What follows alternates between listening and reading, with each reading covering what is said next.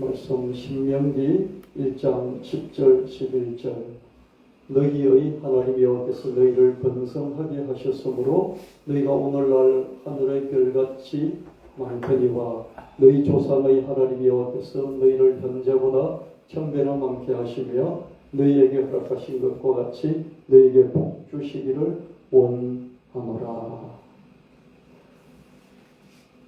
하나님의 언덕으로 하늘의 별같이 이미 숫자가 많아졌어요. 그러나 그럼에도 불구하고 지금보다도 더 천배나 많아지기를 원한다. 시간이 많이 흘렀어도 또 더 점점점 좋아지기를 바라는 것이 지도자의 마음이고 하나님의 마음이죠. 하나님은 창세기 1장 28절 하나님이 그들에게 복을 주시며 하나님이 그들에게 이르시되 생육하고 번성하여 땅에 충만하라 땅을 정복하라 바다의 물고기와 하늘의 새와 땅에 움직이는 모든 생물을 다스리라 하시니라. 하나님은 인류를 만드시고 복을 주시면서 생육하고 번성하라 그렇게 축복하셨죠. 그래서 하나님 복을 받고 출발한 인류는 생육과 번성을 거듭해왔습니다. 특별히 기온 변동이 안정적이던 신생대의 사기 중의 홀로세 그 시대에 들어서서는 기후가 인간이 살기에는 너무나 우호적이어서 인류가 폭발적으로 증가할 수가 있었습니다. 생육하고 번성하라. 하나님이 인간을 만드시고 그냥 알아서 살아라 그렇게 하시지 아니하시고 에덴 동산이라는 큰 집을 지어주시고 거기서 마음껏 또 축복해 주시고 마음껏 생육하고 번성할 수 있도록 그렇게 하셨습니다. 하나님의 그 소원과 하나님의 축복대로 인류는 계속해서 번창해 왔던 것이죠.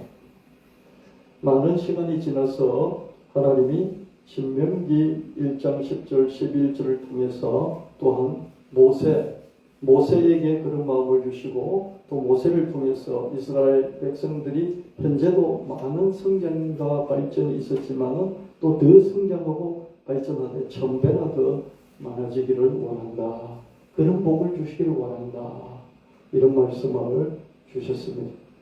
이미 지금만 해도 말이 잘 되는 것이지만 앞으로도 천배나 더 잘 되기를 바란다. 이게 하나님의 마음이고요. 지도자의 마음이고 이게 부모의 마음이겠죠. 인류는 계속 생육하고 번성해야 합니다. 그렇지만 우리의 앞날이 순탄하지만은 않습니다. 세 가지 재앙이 한꺼번에 몰려들고 있기 때문입니다. 첫 번째는 기후 변화에 따른 기후재앙입니다. 작년이 12만 5천 년 만에 가장 무더운 한 해였다. 이렇게 말하고 있습니다. 12만 년 만에 가장 더웠다.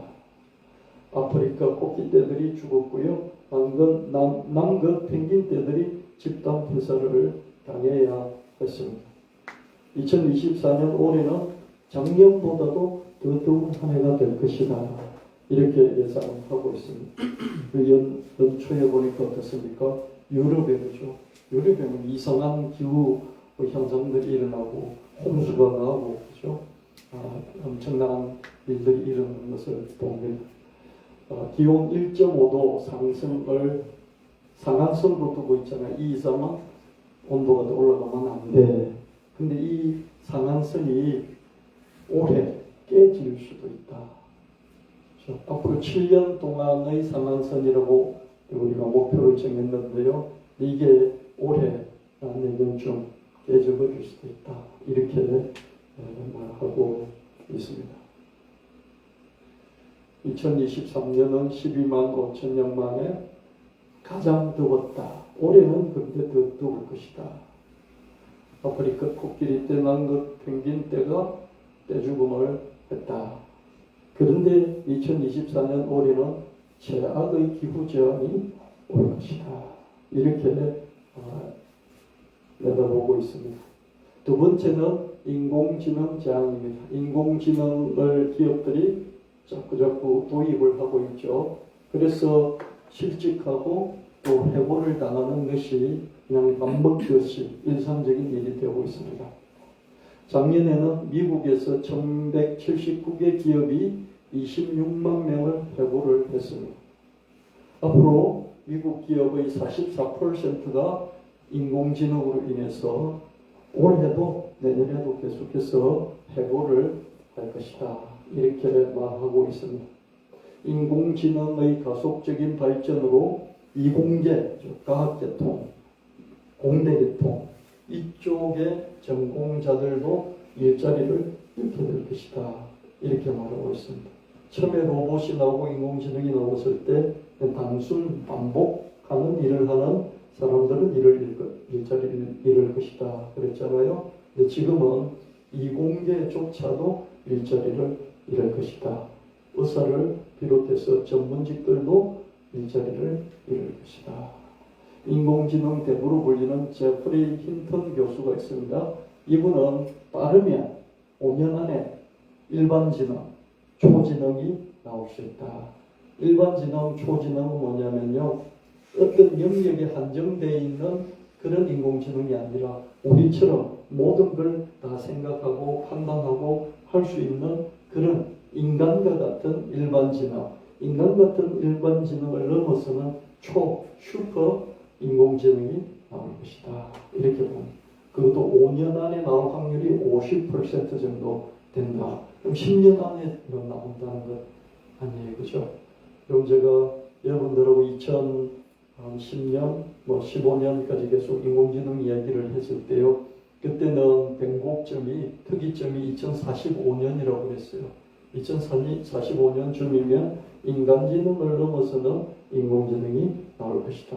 인간지능을 넘어선다는 것은 자기가 마음대로 한다는 게 시키는 대로 하지 않고 자기가 판단해서 한다는 것이죠. 그랬었는데 제프리 힌턴 교수 같은 경우에는 챗GPT가 나오는 걸 보면서 와, 이거 한 5년쯤 되면 인간을 능가하는 그런 초지능이 나올 수 있겠다.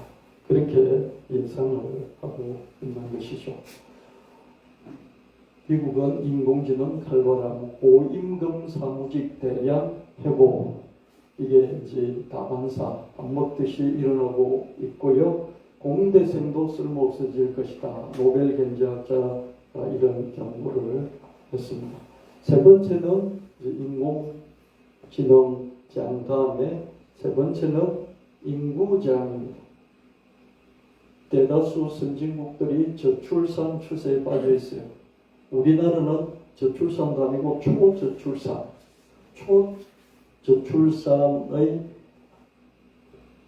맞물려 있는 그런 쌍둥이와도 같은 게 초고령화이잖아요. 이 두 개가 맞물리면서 경제가 그죠 초저성장 시대로 치닫고 있어요. 초저출산, 초고령화. 이게 둘이 달려가면서 어디로 가느냐? 초저생산. 생산 자체와 경제 성장 자체가 마이너스까지 가는 그런 시대로 가고 있다. 그래서 한국은 끝났다. 이런 피크 코리아 주장이 여기저기서 터져 나옵니다. 최근에 일본에서 그랬잖아요. 피크 코리아. 피크라는 게 뭐예요? 맨 꼭대기를 피크라고 그랬잖아요. 정상. 한국은 이미 정상에 올랐어. 정상에 오르면 어떡합니까? 여러분 한라산 맨 꼭대기나 지리산 맨 꼭대기 올라갔을 때 그 다음 뭡니까? 올라갈 때는 참 힘들었지만 그 다음은 정상을 차지해서 기뻤지만 어떻습니까? 내려갈 길만 남아 있는 것이 이게 피크예요. 한국은 피크 코리아다. 한국이 중국 보고 중국 끝났다 그러는데 어떻습니까? 일본이 최근에 그죠? 튀어나오면서 중국 끝났다 그러지 마라. 한국 니네가 끝났어. 이렇게 말했습니다. 피크 코리아입니다. IMF를 비롯한 국제 기구들도 한국 지금대로 가면 끝장이야 라고 말하고 있고요. 젊은 친구들도요, 이거 한국 이제 더 미래가 없는 것 같은데 그러면서 해외로 토끼죠, 도망칠 그런 국민들을 하고 있다. 그런 얘기도 들었습니다. 달도 차면 기운다는 말이 있듯이 한국은 보름달을 지나기 시작했다. 달이 이렇게 쭉 찼다가 또 기울어져 초생달까지 오잖아요. 그러다가 또 차잖아요. 이 보름달이 됐다. 한국은 보름달이기 때문에 이제는 더 기울어질 것만 남았다. 이렇게 말을 하기도 합니다. 인구수를 따지자면 확실히 피크 코리아가 맞습니다. 피크 5천만 넘었잖아요. 그죠? 더 높아져야 되는 것 어떻습니까? 여기서부터 1000배나 많아져야 되는 것 어떻습니까? 이제 기분당하는 것이죠. 여러분, 이게 뭔 문제냐고, 그죠? 제가 이런 얘기를 했더니, 그래서 이제 국민 한 사람 한 사람의 어떤 그 생산성 지수가 높아져야 됩니다. 국민 한 사람 한 사람이 더 유능해져야 됩니다. 그랬더니, 그죠? 우리가 젊었을 때는 인구 3천만밖에 안 됐어요. 3천만요. 3천만 돼도 삽니다. 그러는 거예요. 그죠? 근데 그게 맞는 말이기는 해요. 그죠? 저도 인구 3천만 시대를 살았거든요. 근데 그게 말이 맞지 않는 게요. 여러분, 옛날에 저도 고무신 신고 살았어요. 그럼 옛날에 고무신 신고 살았는데, 고무신 신고 다음에 또 살면 되지. 그런데 그게 됩니까? 지금 여러분 집에도 구두가 몇 켤레 있죠. 그죠? 많은 사람 막 수십 켤레 구두가 있고 그래요. 고무신 한 켤레 갖고 그 떨어질 때까지 살던 그때, 우리가 그때 그렇게 살았으니 앞으로도 그렇게 살면 돼. 그게 말이 맞냐고요. 그래서 핑크까지 갔다가 내려가는 것은요, 충격이 클 수밖에 없는 거예요. 22년째 이어진 초저출산, 서울도 폐교 위기 학교가 드러났다. 서울에도 고등학교가 폐교가 되고 초등학교가 폐교가 되고 그렇게 진행되고 있습니다. 2024년 초등 입학생이 이제 30만 명대로 떨어졌어요. 2년 뒤에는 20만 명대가 될 것이다.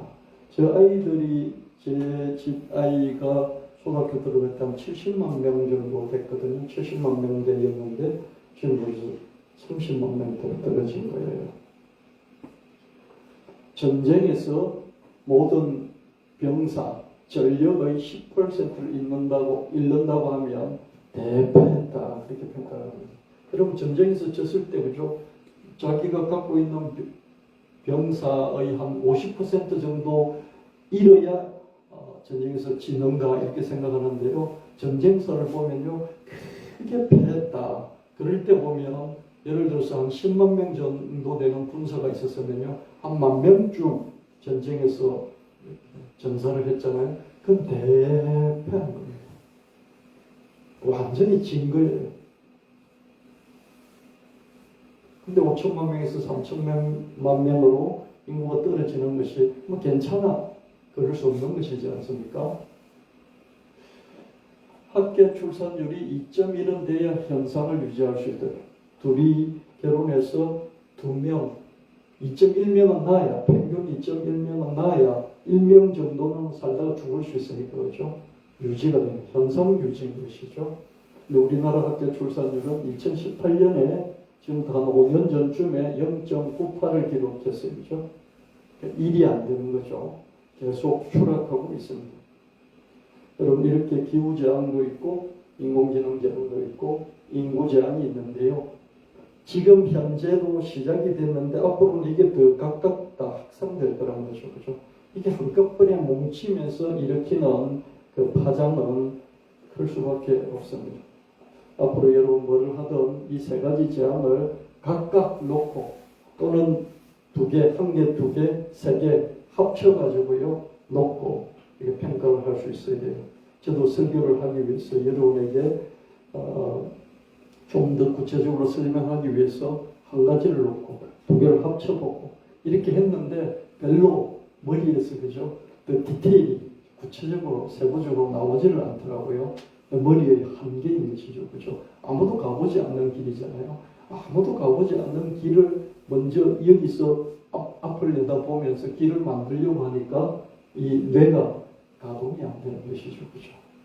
그래서 천재가 나와야 돼요. 하나님이 또 길을 알려주시고 또 천재가 길을 만들어갈 필요가 있습니다.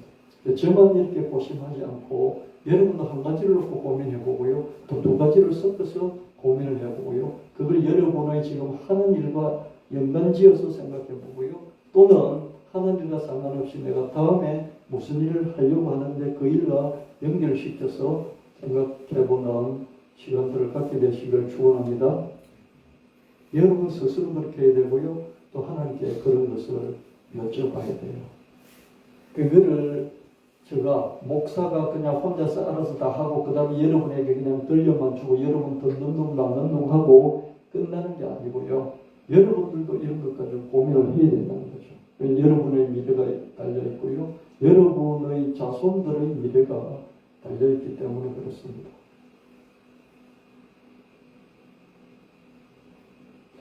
제가 이런 설교를 통해서 여러분을 급박을 하려고 협박하고 그런 건 전혀 아니고요.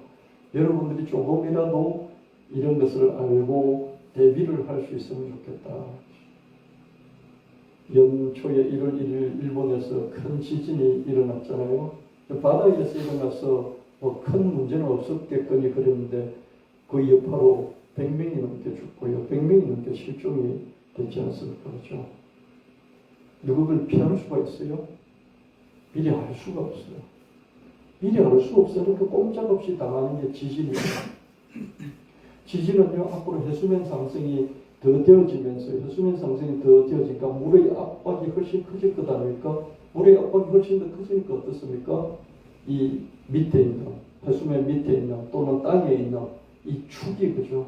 판이 일그러져요.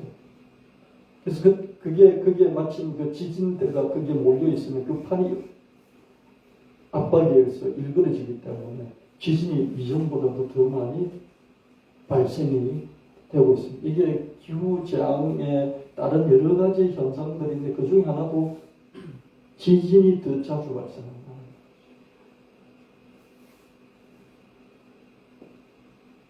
지진은 무서워요.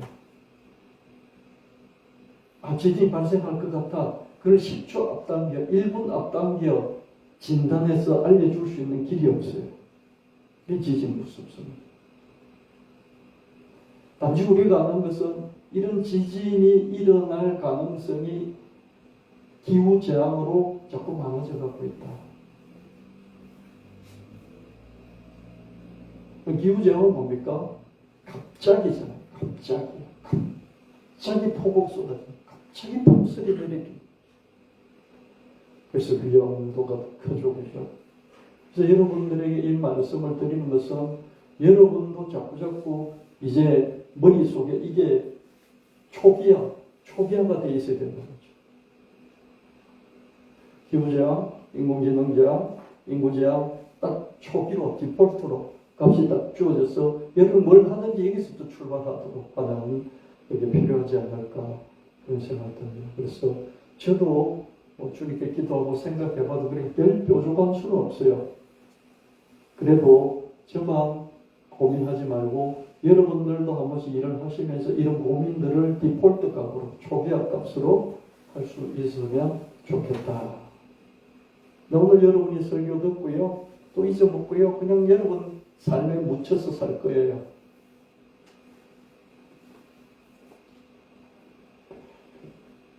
각각의 재앙 또는 한 개, 두 개를 합친, 세 개를 다 합친 재앙들이 주는 위협과 기회를 고려하고 감안하면서 살아가야 하는 것입니다. 위협이 있는가 하면 기회도 많은 것이 있어요. 기회까지도 생각해보자는 말이죠.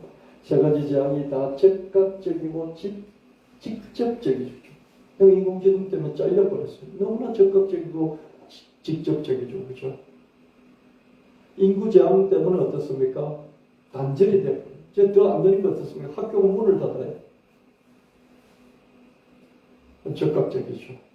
아주 나한테 피부로 바로 다가오는 직접적인 거죠.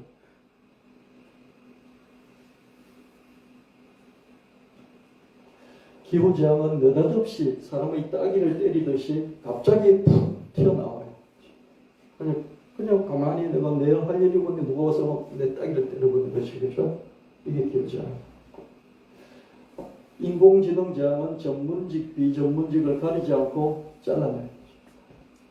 인구 제한은 특정한 집단과 특정한 지역의 소매를 초래하고 있습니다. 갑자기 어느 군이 없어지는 거죠. 지자체가 그냥 없어져 버려요. 대학이 문을 닫아버리고 어린이집에 작년까지 어린이집에 보냈는데 그 우리 동네에 있는 어린이집이 문을 닫아버렸어요. 그렇죠? 보낼 데가 없어요. 그러니까 특정한 어떤 분야가 사라져버리는 이런 현상이 일어나고 있습니다. 특히 우리나라 인구 제한은 OECD 38개 국가 중에서 가장 충격적인 해외에서 우리나라 사례를 들어가지고요. 와, 망했네. 유럽의 중세 시대에 흑사병이 일어날 때 그때 출산율보다도 한국의 출산율이 더 심각하네. 뭐 이러면서 외국에 있는 학자들이 그죠. 우리나라 보고 무슨 이렇게 간섭하고 무슨 평가를 하고 그런 시대가 됐습니다. 못 끝났다. G9 또 헛꿈이다. 일본 언론은 피크 코리아라는 이런 주장을 하고 있습니다. 와, 한국 망했다. 출산율이 0.7명이라니 이런 것 계속해서 언론에서 나오고 있습니다. 출산율 0.7이면 작년에 이제 우리가 갱신을 했죠. 개모차가 유모차보다 더 팔린다. 저도 한참 많이 쏘갔어요. 유모차를 젊은 사람들이 끌고 다녀서 애가 있겠거니 이렇게 가가지고 이렇게 보면 개들이 그 안에 있고요. 고양이가 있고 그렇습니다. 이게 잘못됐다고 지적하는 것이 아니라 이렇게 현상이 달라졌다는 거죠. 전철 이거 5선, 전철 5호선에 그죠? 어느 날 아주머니가 개를 이렇게 포대에 넣고 이러는 거죠. 옛날에는 상상할 수 없잖아요. 그죠? 이런 일이 일어나고 있습니다. 내년에는 학계 출산율이 학계 출산율은 2022년 0.78, 올해는 0.68, 2년 후에는 0.59를 기록할 전망입니다. 둘이 합쳐서 0.5명 정도면 어떻습니까? 4분의 1 토막이 되는 거죠. 둘이서, 그죠? 둘이서 2명 이상을 낳아야 되는데 0.5명을 낳으니까 4분의 1 토막. 4분의 1 토막이 아니라 8분의 1 토막인 거죠. 주민등록 기준으로 출생아 수를 보니까 21년도에 26만 명대, 22년도에 25만 명대, 작년에 23만 명대, 만 명씩, 2만 명씩 줄고 있죠, 그죠? 초등학교 신입생은 올해 39만 명대, 40만 명대까지 왔다가 39만 몇천 명 이렇게 떨어졌습니다. 우리가 학교 다닐 때는, 초등학교 다닐 때는 100만 명이 넘었거든요. 쭉 줄어오다가 저희 아이 때는 70만 명대였다가 지금은 39만 몇천 명 이런 식으로 떨어지고요. 또 좀 더 지나면 29만 몇천 명 이렇게 떨어진다는 거예요. 청년들은 결혼하지 않으려 하고 결혼해도 아이를 안 낳으려고 합니다. 내년도 학계 출산율 0.68, 3년 뒤 0.59, 출산율이 바닥인가? 계속해서 떨어져서 16만 명까지 출산아 숫자가 줄어들 것이다 이렇게 보고 있습니다. 그래서 한국군의 새로운 적이 뭐냐? 군대를 갈 젊은이가 없다는 거예요. 이게 한국군이 당할 새로운 적이다. 주적이 북한이 아니라 주적이 출산율이 낮은 게 주적이다. 이렇게 이야기하고 있습니다. 거기에다가 젊은 층이 이 한국은 정말 문제 많다. 그러면서 해외 이민을 또 많이 가고 이런 것들이 좀 문제죠. 어른들은 나라가 망하겠다 그러면서 울상이지만은 청년들은 내 자신을 망치면서까지 내가 애 낳아서 애국자가 되는 거 싫다. 아예 아이를 낳겠다. 그러고 있습니다. 고용불안, 주거불안, 양육불안 이 초저출산의 원인입니다. 저도 생각이 좀 쭉 바뀌어오고 있는데요. 처음에는 이런 게 너무 이상했어요. 나 때는 월세사라도 애를 낳았는데 주관적이 뭐야? 그냥 어디 방 한 칸에 얻어놓고 그렇게 암지에 얻어놓고 결혼 생활을 했는데 뭐 나 때는 그런 말이 튀어나오는 거죠. 지금은 그래도 전세라도 얻고 시작하자니 그러잖아요. 근데 이런 말이 우리가 그때 살았을 때 그 당시에는 통하는 말이었는데 지금 시대의 청년에게는 절대로 통할 수 없는 말인 거예요. 그래서 그 말을 하면 안 된다는 거예요. 30대 부부의 60%는 경제적인 부담 때문에 아이가 없어도 그만이다. 그렇게 생각하고 있습니다. 20, 30대 여성의 67%, 3분의 2는 결혼에 대해서 부정적이고요. 10대 여성의 98%가 결혼을 안 해도 된다. 이런 통계가 있다면 저는 믿을 수가 없어요. 우리 수연이 같은 학생이, 우리 예스 같은 학생이 별로 관심 없어. 98%, 100명 중에 98명이 그렇다. 이런 통계가 있는데 믿기지가 않아요. 이 정도는 아니더라도 7, 80%는 그렇다는 뜻이겠죠. 애국자가 되려다 내가 망해요. 한국 망해. 나 힘든데 애 낳아달라고? 우리 책임인가요? 낳을 수 없어요. 출산을 강요한 것은 폭력입니다. 젊은이들은 그렇게 생각합니다.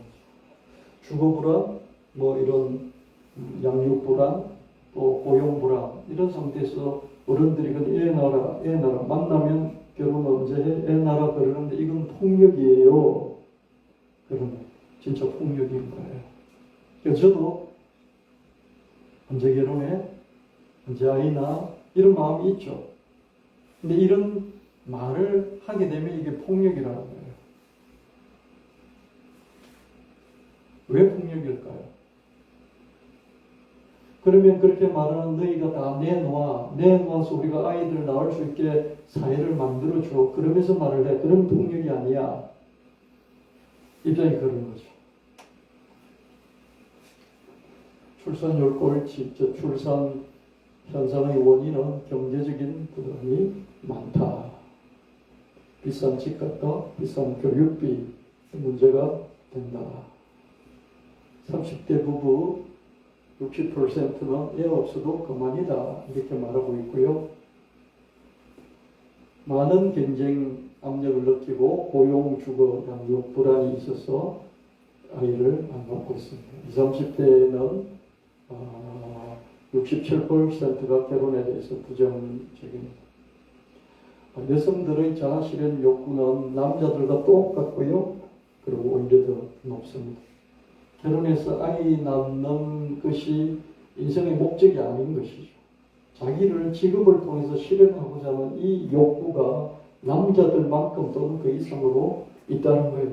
이게 전혀 잘못된 게 아니죠. 이전에는 사회 전체가 이걸 억압을 했잖아요. 그래서 여자들은 그냥 나이만 차면 결혼하는 게 당연하고 애 낳는 게 당연하다고 거기서 튕겨 나올 수가 없었어요. 튕겨 나오면 반체제 인사가 되는 거예요. 예수님처럼 혁명가적인 기질이 있으면 어떻습니까? 튕겨서 나오겠지만 그런 게 안 되니까 여자들은 힘도 없고 경쟁력도 없으니까 그 체제 속에서 반체제를 할 수 없어요. 근데 지금 어떻습니까? 얼마든지 반체제를 할 수 있어요. 여자들이 다 깨어나 있고요. 다 뭉쳐 있고요. 얼마든지 투표를 통해서 세력을 형성할 수 있으니까 이제는 반체제적인 그런 발언을 얼마든지 힘을 행사를 하는 걸 볼 수 있습니다. 그래서 결혼과 출산이 매력적이지 않습니다. 여성이 두려워하는 것은 출산 후에 경력의 단절, 일을 하는데 애 놓는다 그러니까 잘라버리는 거죠. 그렇죠? 아직도 그게 많아요. 이런 사이에서 결혼해서 애 놓으면 자르는데 내가 어떻게 결혼을 하고 애를 놓겠느냐는 거죠. 사회는 바꿔주지 않으면서 왜 결혼을 애 놓으라고 하느냐. 그럼 이렇게 된 이유가 뭐예요? 여성들도 자기 실현 욕구가 직업을 통해서 강력하기 때문에 이게 1순위이기 때문에 결혼해서 애 놓는 2순위를 하기 싫다는 거예요. 출산 자체가 여성에게 아주 어려운 일이잖아요. 저는 남자가 돼서 잘 모르지만 자꾸 이제 이렇게 나이 먹으면서 또 저에게도 딸도 있고 그러니까 자꾸 이해를 하려고 하다 보니까 출산 자체가 너무너무 힘든 거구나. 제 아내가 아이를 둘 낳아준 거 엄청난 일이구나. 그런 걸 자꾸 늦게, 남자는 아주 드디게 깨닫잖아요. 드디게 깨닫습니다. 지금 이 나이가 돼서 겨우 그런 걸 이해를 하는 것이죠. 여성에게 경력단지로 정말 지옥과도 같은 것이죠. 근데 애 놓으면 무조건 자르잖아요. 큰 게 아닌 경우는 다 그렇습니다. 이렇게 힘들지만 그렇지만 하루에 서너 시간 일하고 월급은 남자와 똑같이 주는 걸 2년 동안 해준다. 사회가 딱 그렇게 세팅이 되면 어떻습니까? 6애 다 놓죠. 10명 중에 한 7, 8명이 애를 놓을 겁니다. 그럼 출산율은 올라가겠죠. 네덜란드 같은 선진국은 이게 이런 시스템이 되어 있습니다. 서너 시간 일하고 월급 똑같이 받는다는 그런 건 아니지만 경력 단절이 일어나지 않고 출산하고서도 많은 시간을 주고 그리고 또 자기가 그 직장을 이어서 일을 할 수 있도록 이런 사회 시스템이 되어 있어요. 우리는 안 돼 있으니까 어떻습니까? 어른들 자꾸 나으라고 하면서 바꿔주는 건 없고 그러니까 이게 폭력이다 이렇게 느끼면서 자기들끼리 자꾸 똘똘 뭉쳐서 사회에 대항을 하는 그런 페미니즘이 우리나라에 아주 강하게 자꾸 자리 잡아가고 있는 이런 현상을 보게 됩니다. 결혼과 출산의 큰 걸림돌은 결국은 돈이죠. 돈을 통해서 자기 실현을 하고 싶어. 돈이 자꾸 있으면 어떻습니까? 그냥 그만두고 유학 가고 자기 실력을 더 키워서 어떻습니까? 또 더 크게 도전을 하고 싶어 해요. 결국 돈의 문제잖아요. 그렇죠? 월급 3달치를 산후조리원에 이제 넣어야 돼. 근데 아이를 누가 낳겠습니까? 월급 3달치를 산후조리원에 넣는데 어떻습니까? 직장에서는 잘라버려야 되죠. 어떻게 일을 하는 거죠? 그리고 월급을 받고 직장에서 잘리지 않더라도요. 이렇게 그 베이비시트 한 달에 300만 원 줘야 되고요. 그리고 이렇게 집에 상주하면서 24시간 할 경우에는 300만 원을 더 주더라고요. 근데 월급 내가 300만 원 받아서 어떻게 그 살아갈 수 있겠어요? 왜 넣는 게 너무 힘든 3달치 월급 산후조리원 10대 여성들은 100명 중에 98명은 결혼 안 해도 돼. 집에 가서 여러분 아이들한테 물어보세요. 결혼됐으면 어떻게 생각해? 물어보세요. 한국 소멸될 위험이 있는데 한국 여성들은 결혼 출산의 매력을 못 느낀다. 애를 왜 안 낳느냐 한국 사람들이. 여성들이 결국 뭘 느끼냐면 남녀 사이에 불평등을 심하게 느끼는 거예요.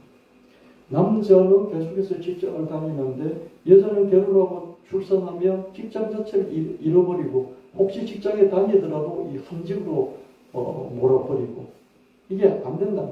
낳고 기를 수밖에 없는데 낳고 기르다 보니 경력이 단절이 되고 남자고 여자가 다르다는 거죠. 그 여자들이 이런 상황에서 뭘 애를 낳는다는 거예요. 그래서 남자들에 대해서도 공격적인 그런 마음을 갖게 되고요. 사회 그 어른들이죠. 위에 뭐 50대, 60대, 70대에 대해서도 그런 마음을, 공격적인 마음을 집단적으로 자꾸 가지게 되는 것이죠. 여성들이 반란을 일으키고 있잖아요. 젊은 여성들이, 그죠? 기존 체제, 무조건 결혼하고 무조건 애를 낳아야 되는데 그것도 2명 이상은 낳아야 된다는 이 사회 기준, 사회 질서에 대해서 계속해서 공격을 하고 있는 사보타지를 하고 있죠. 그죠? 왜 결혼 안 하고 애 안 낳는 방식으로 이 사회에 대해서 공격을 하고 있다. 이렇게 봅니다. 그래서 60대, 70대, 80대들이 돈을 엄청 내놓으면서, 그죠? 보통 사람들보다 10배 이상 돈을 가진 사람들은 그 이상 전부 다 세상에 내놓고, 그래서 여성들이요, 2년 동안 일 안 해도 월급을 2년 동안 줄 테니까 결혼하고 애 낳아. 그러면 바뀌어. 그래야 겨우 바뀌어. 그렇지 않고 바뀐다는 게 참 어렵겠죠. 그렇죠? 그만큼 인구 제한은 우리나라에서 심각하다. 나는 그렇게 안 해도 애를 둘이나 셋이나 낳았는데 그 말이 안 통한다. 저출산 고령화는 우리나라 OECD 38개국 중에서 계속 1등을 차지하고 있습니다. 일할 사람이 없어지고요. 지금 40대들이 사라져버리고 있다고 해서 40대가 없어요. 40대 허리잖아요. 40대가 부족합니다.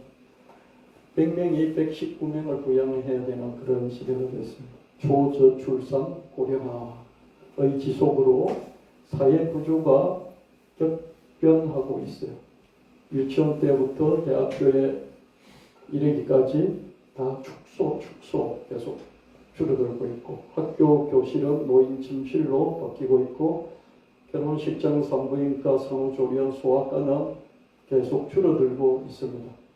너는 것이라고는 개모차, 개 끌고 다니는 그 개모차하고 요양원. 요양원이야 수도권에 한 해에 2,000개가 나요. 2,000개. 저도 이렇게 쭉 주변 돌아보거든요. 진짜 요양병원 많아요. 요양원, 요양병원요. 얼마나 많이 들었으면 여러분 저쪽 정왕동 쪽하고 이쪽 빼고 타고 쭉 거리를 한번 보십시오. 요양원이 얼마나 많아요. 요양병원이 얼마나 많은지 보십시오. 버스터미널이 사라지고 동네 약국, 목욕탕, 세탁소도 문을 닫고요. 한국 군대의 가장 새로운 적이 있다면 초저출산이다. 이런 말이 나옵니다. 웨딩홀이 요양원으로, 어린이집도 요양원으로, 학교 교실은 침실로, 어린이집이 요양원 줄을 서 있다. 인구 소멸 1호가 우리나라다. 산부인과, 산후조리원, 유치원, 요양원으로, 동네 소아과도 줄어들고, 지역이 소멸되면서 지역 동네 약국, 목욕탕, 세탁소도 사라지고, 군대 갈 사람이 없어서 사단 신병 교육대도 저는 농산훈련소 안 가고요. 저기 어정훈련소로 가서 사단 신병 교육대, 사단 소속된 신병 교육대에서 신병 교육 훈련을 6주 동안 했어요. 근데 이런 게 없어져 버려요. 공급될 젊은이가 없는 거예요. 버스터미널 자꾸 줄어들고 있고요. 지역 소멸을 모면하고자 교도소를 더 지어달라. 이런 지자체도 있습니다. 옛날 같으면 상상할 수 없잖아요. 우리 동네에 이런 혐오 시설이 온다 그러면서 핑계들고 반대하고 난리를 부렸잖아요. 근데 이제는 야, 교도소 좀 지어줘. 그런다는 거지. 없어지지 않아요. 지자체 없어지면 거기 다 사람들 일자리 다 잃어버리니까. 그죠? 인구 제한의 이런 위협 속에서 우리가 무엇을 할 수 있을까? 기회를 찾아보자. 내가 이왕 결혼하겠다. 출산하기로 마음을 먹었다. 그렇다면 주거와 관련한, 대출과 관련한, 육아와 관련한 특혜들이 계속 쏟아지고 있어요. 안 그래도 나는 결혼하고 안 그랬나 애 놓으려고 그랬는데 막 특혜들이 나오는 거예요. 그걸 다 이렇게 주워 먹어야 되는 거죠. 특혜들이 속속 나오고 있습니다. 또한 초저출산과 초고령화의 추세, 이건 당연한 거다. 이걸 받아들이면서 어떻게 해야 될까? 거기서 출발해야 되냐? 왜 이래? 세상이 왜 이렇지? 요즘 애들이 말해 너무 이기적이야. 이렇게 접근해서는 안 된다. 그냥 받아들여. 교도소 더 지어달라. 이미 네 곳이 있는데 청송군이요 또 교도소 지어달라 그러고 있습니다. 핑크 코리아를 경고한 IMF. 지방 소멸이 되면 그 지방에 살고 있는 내가 사라지는 것 똑같다. 인생 최고의 투자는 결혼해서 애 낳는 거다. 이런 생각을 해보자는 거예요. 어른이 하는 게 아니라 젊은이가. 그러니까 적극적으로 넌 결혼할래? 넌 애 낳을래? 그래서 이렇게 5억짜리 저리대출 뭐 이런 게 있잖아요. 그 다음에 뭐 신혼 출산 가구에 혜택 주는 부동산 제도 뭐 이런 게 있잖아요. 이런 걸 자꾸 쏟아지는데 활용을 하자는 거예요. 아주 고등학교 때부터 그죠. 고등학교 때부터 내가 어떻게 결혼하고 어떻게 애를 낳을 것인가, 지금 사회제도가 어떻게 바뀌고 있고 그걸 내가 어떻게 활용할 것인가, 이런 걸 우리 중형중 청년, 지금 나는 나이가 아직 너무 어려 그러지 말고 그 나이에도 이런 걸 생각하라. 노인 10,000명 시대가 열리고 있습니다. 앞으로 정년 개념이 희박해질 것이고요. 49세도 50세도 이제 청년이겠죠. 여러분 국힘당에서 그 비대위원장이 나오는데 나이가 50이라고 그러잖아요. 그럼 다 하는 말이 뭡니까? 어린 것이 막 그러잖아요. 그죠? 나이 50을 어린 것이, 이런 시대가 됐어요. 실버, 시니어와 관련한 사업이 각광을 받을 수밖에 없습니다. 스마트 경로당이 그렇습니다. 올해 보니까 정부 예산을 보니까요, 지자체의 스마트 경로당 그냥 이렇게 뭐 빙빙 돌리는 이런 뭐 체육 기부들 뭐 좀 설치해주고 이런 게 아니고요, 디지털 격차를 해소하는 그런 스마트한 경로당을 만드는 이런 예산들이 많이 편성이 되어 있는 걸 볼 수 있었어요. 계속 이런 프로젝트들이 많아질 것이고요. 이미 교육업계는 아이들을 상대로 하던 대학생들을 상대로 하던 그런 사업을 살짝 노인들로 바꾸어서 이렇게 하고 있습니다. 노인을 대상으로 하는 헬스케어 사업이나 건강식품 사업, 이미 커졌지만 더 커질 것이다, 이렇게 봅니다. 정년 개념이 사라질 것이다. 49세도 청년이다. 천만 노인 시대에 노후에 대단했다. 50대, 60대, 70대들이 나는 젊어, 난 노인 아니야. 이러고 있습니다. 스마트 경로당 이게 계속 늘어날 것이고요. 커피 한 잔 주문하기 힘들잖아요. 키오스크 뭐 이런 거 누르는 것도 복잡하고 그러잖아요. 그죠? 근데 이런 것들을 공부시켜주는 디지털 배움터 예산이 늘어나고요. 노인 디지털 교육 체험하는, 그죠? 키오스크, 뭐 휴대폰을 어떻게 주문하고 이런 걸 가르쳐주는 곳들이 교육이 계속 늘어납니다. 일본에서는요, 이 노인에게 손주를 대여해주는, 손주가 뭡니까? 디지털 교육을 시켜주는 거죠. 여러분, 집안에 손주가 있다는 게 얼마나 대단합니까? 모르면 되잖아요. 모르면 이거 어떻게 이 좀 알려줘. 그러면 되잖아요. 근데 이런 손주가 없는 할머니, 할아버지도 어떡합니까? 손주를 대여해주는 이런 프로그램도 나와 있다. 이러고 있습니다. 이제 시니어 2.0 시대다. 제2의 노후를 즐기는 그런 시니어들, 액티브 시니어라고 그러죠. 이런 사람들이 많아지고 있습니다. 뭐 나이 들어서 돈도 없는 분들도 많이 있지만 돈 많이 있는 그런 시니어들, 액티브 시니어들 사업이 커지고 있다. 뭐라도 해야 된다. 그래서 보면 뭐라도라는 그런 학교가 있어요. 뭐라도 학교. 나이가 어때? 건강부터 챙기는 프로그램들이 늘어나고 있고요. 초고령화, 뉴노멀, 시니어 헬스케어 시장 이제 아주 전망이 좋다. 유통업계, 제약업계, 액티브 시니어들을 위해서 활동적인 노인층을 위해서 이런 건강제품, 또 약품들을 내놓고 있습니다. 5070 시니어를 위한 건강 테라피 이런 프로그램들이 이전보다 계속 발전하고 있어요. 학습지 업계는 사라지는 유초등생에서 이제 시니어 5070에게로 문을 돌려서 학습지 사업을 하고 있습니다. 교육업계가 실버들을 향한 유초등 교육 경험을 실버에게로 확장시키는 이런 걸 하고 있다는데 앞으로 계속 늘어나겠죠. 그죠? 지금 아이들 상대로 교육 사업을 하고 있는 분들이 힘들긴 해도 이 시장이 생기겠구나. 내가 지금 하고 있는 우리 회사도 이 시장 쪽의 사업을 시작하겠구나. 이렇게 한번 또 체크를 해보시면 어떨까 싶습니다. 대학인데 그죠? 꼭 젊은 대학생만 받아야 되느냐? 노인들도 유치해서 대학교를 살리자. 이런 방향은 참 좋은 것 같습니다. 쉽지는 않겠지만요. 대교라는 교육업계는 어떻습니까? 지금 시니어들을 위한 인지케어 콘텐츠, 그죠? 시니어들의 이 뇌를 활성화시켜주는 이런 사업을 이런 약품이나 건강식품뿐만 아니라 이런 교육 쪽으로도 시작을 했다 이렇게 말하고 있습니다.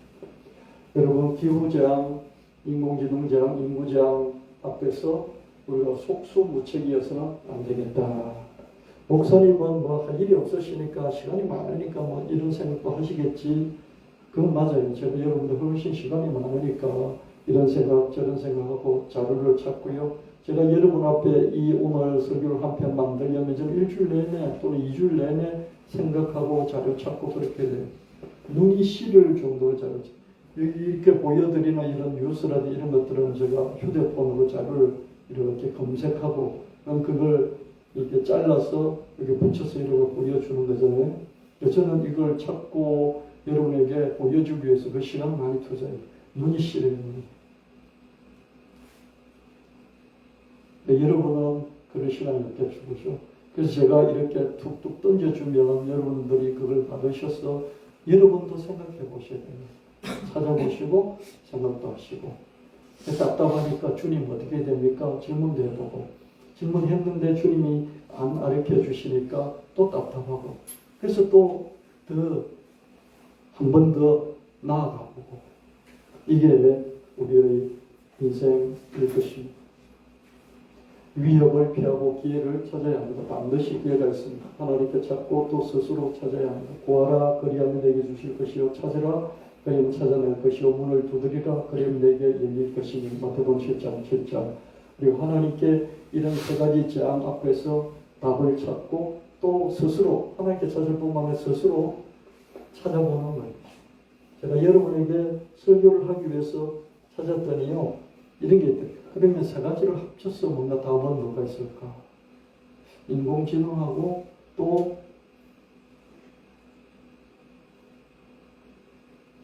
기후 재앙하고 인구 절벽 이걸 합쳐서 뭐가 찾을 수 있는 길이 있을까? 그래서 제가 둔한 머리로 잘 답이 안 나와요. 근데 찾다 보니까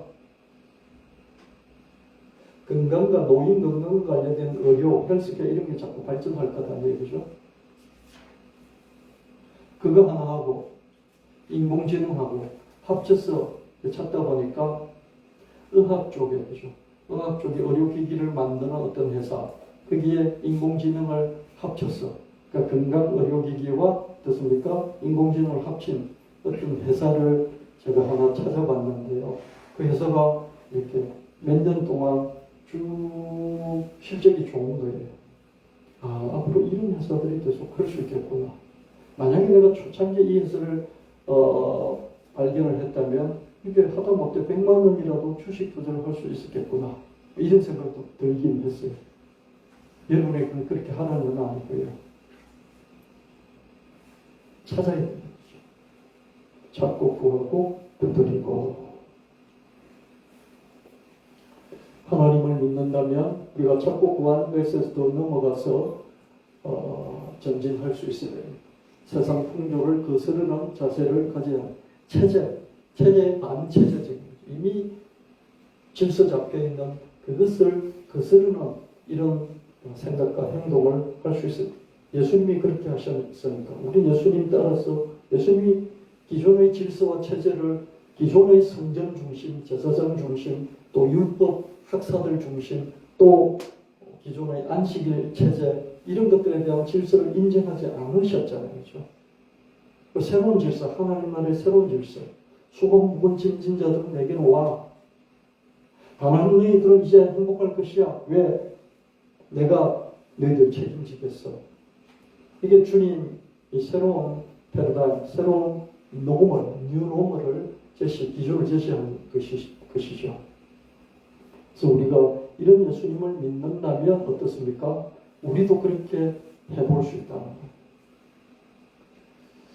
세상 풍조는 결혼과 출산을 꺼리지만 그리스도인들은 생육하고 번성하라는 하나님의 말씀, 현재보다 1000배나 더 많게 하시리라는 하나님의 말씀, 이런 말씀을 붙잡고 믿음으로 더 나아가면서 내가 스스로 할 수 있는 것은 내가 하고 못하는 것은 주님께 맡기니까 이 세 가지 제약 앞에서도 내가 평안하고 자유를 누릴 수 있는 이런 삶을 살아가야 하는 것이죠. 할렐루야. 찾을 때 힘들어요. 구할 때 힘들어요. 그러면서 제약 앞에서 내가 할 수 있는 걸 해야 돼요. 피곤하고 힘들죠. 그러면서도 못하는 것을 하나님께 턱 맡기는 안에서 하나님을 기뻐하고 붙드는 중에서 내가 마음에 평강이 찾아와요. 그 평강 속에서 자유를 누리는 거예요. 장이 덮치는 중에서도 자유를 누릴 수 있는 게 할 수 있는 거 하되 못하는 거 함께 맡기니까 내가 자유한 거예요. 할렐루야! 그럼 자유하셔야 돼요. 자유하다는 게 뭐냐면 하나님을 알고 사랑하고 하나님을 기뻐하면서 맡길 때 아무것도 안 하고 맡기는 게 아니에요. 발끝 하면서 찾아볼 거 찾아보면서 그러면서도 더 이상 내가 어떻게 할 도리가 없으니 그 부분을 맡기는 거예요. 그래서 자유를 얻는 거예요. 예수 믿는 사람이 자유라면 그런 거예요. 못하는 거에 대해서는 맡기니 거기에 대해서 책임을 내가 안 지니 내가 가벼워질 수 있는 거죠. 내가 죽음을 어떻게 알겠어요? 죽음 이유를 어떻게 알겠어요? 모르니까 예수님께 믿고 맡기는 거예요. 그래서 그리스도부터 자유로운 죽음도 담담히 맞이할 수가 있는 것이죠. 이게 크리스천의 자유잖아요. 여러분 예수를 믿으면 어떻습니까? 그런 자유가 있습니다. 많은 사람들이 죽음 앞에서 얼마나 벌벌 떠는지 몰라요. 여러분 죽음 앞에서 죽음을 맞이하는 훈련들을요 예수님 앞에 내려놓음으로써 여러분이 자유를 가지고 자유 속에서 죽음을 담담히 맞이할 수 있어요. 갑자기 사건 사고가 일어나서 죽는 이런 경우 말고요.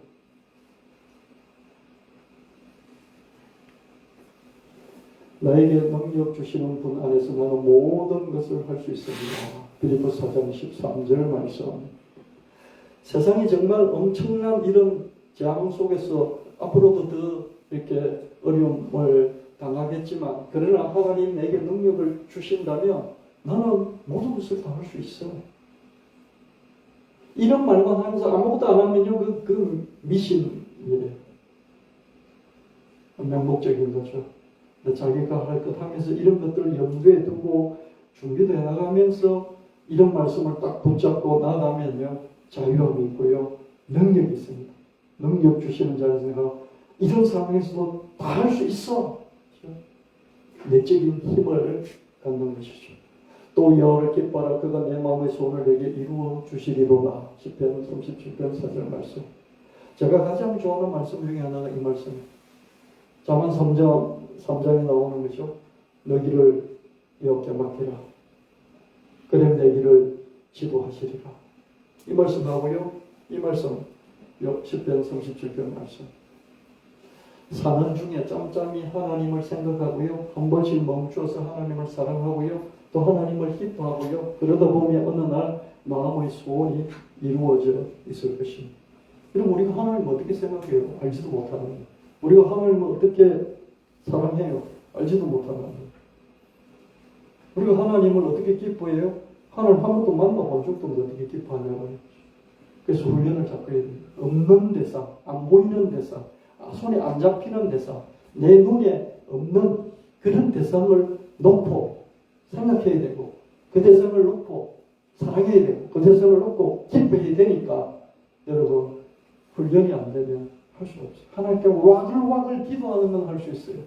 그러나 하나님을 생각하는 거, 하나님을 사랑하는 거, 하나님을 기뻐하는 거 이거는 훈련이 안 되면 안 돼요. 왜? 없으니까 내 눈앞에 없는데 어떻게 그게 돼요? 그래서 그 훈련을 해야 됩니다. 그래서 여러분 일을 하면서 짬짬이 한 번씩 하나님 생각하고요. 한 번씩 내려놓고 그죠? 하루에 한 번이든 일주일에 한 번이든 내려놓고 하나님을 사랑할 수 있어야 돼요. 하나님을 기뻐할 수 있어야 돼요.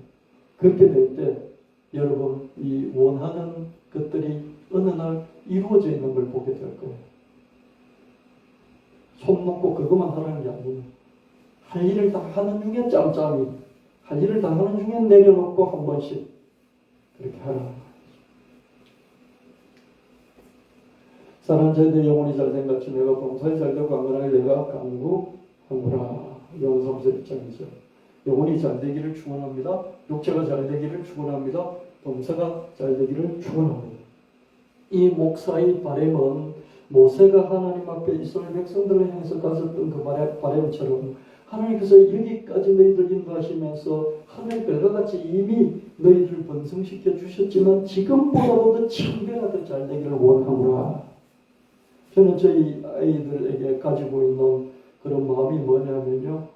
너희들 천대 만대까지 번성하고 번창하고 이어지면서 하나님의 복을 받고 천대 만대 이어지면서 어려서 죽고 젊어서 죽는 사람 한 명도 없고 이게 제 마음의 소원이에요.